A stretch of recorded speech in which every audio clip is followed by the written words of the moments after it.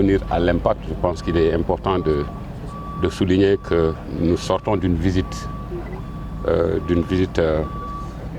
de nos partenaires techniques et financiers, d'une visite qui nous a permis d'avoir une idée globale déjà de ce qui s'est fait jusqu'à présent et de prendre aussi des décisions par rapport au futur. Donc c'est un projet important, comme vous le savez, c'est l'un des projets, c'est un projet révolutionnaire même, devrais-je dire, parce que c'est l'un des projets les plus importants de l'Afrique de l'Ouest. Il faudrait que je fasse un peu l'historique du projet parce que c'est un projet qui vient d'une initiative ancienne, mais qui a pris effectivement départ vers les années 2021. Et voilà, malgré des péripéties, étant composé de différentes composantes, vous comprendrez que la cadence de ces différentes composantes est plus ou moins différente. Mais ici, nous sommes au cœur du projet. Le cœur du projet, c'est la station d'épuration. Et actuellement, au niveau d'exécution, ils sont à 67%. Donc c'est un projet qui évolue bien et les plus hautes autorités ont un œil sur ce projet de par son envergure, mais surtout de par son importance.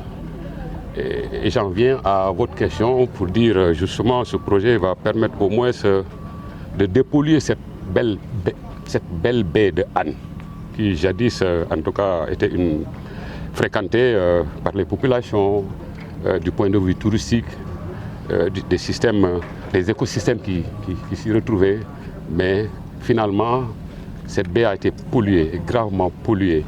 Et c'est par rapport à cette situation que le projet a été institué, effectivement, pour procéder à la dépollution de ces eaux qui viennent impacter négativement cette plage, ces eaux qui viennent polluer justement cette plage.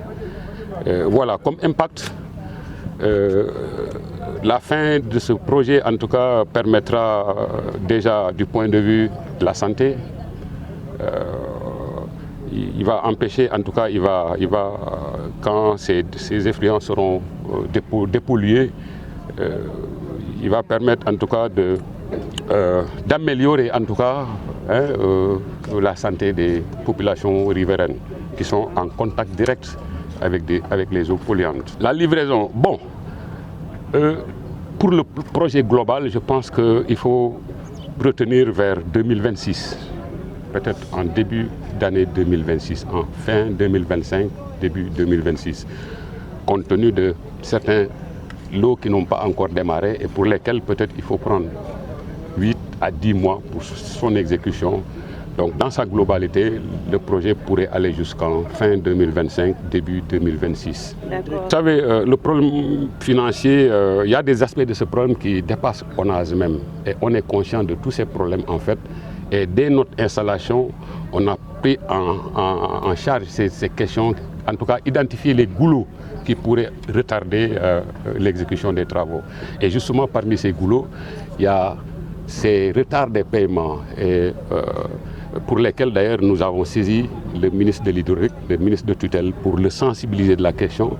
Et lui-même aurait écrit à ses collègues par rapport par exemple à la DODP, par rapport à la DCMP, en tout cas pour diligenter certains de nos dossiers qui dépendent effectivement de ce projet. Et là-dessus, rassurez-vous, toutes les autorités sont suffisamment sensibilisées sur la question et ils sont en train en ce moment même de prendre les décisions idoines pour remédier à ces situations de retard de paiement.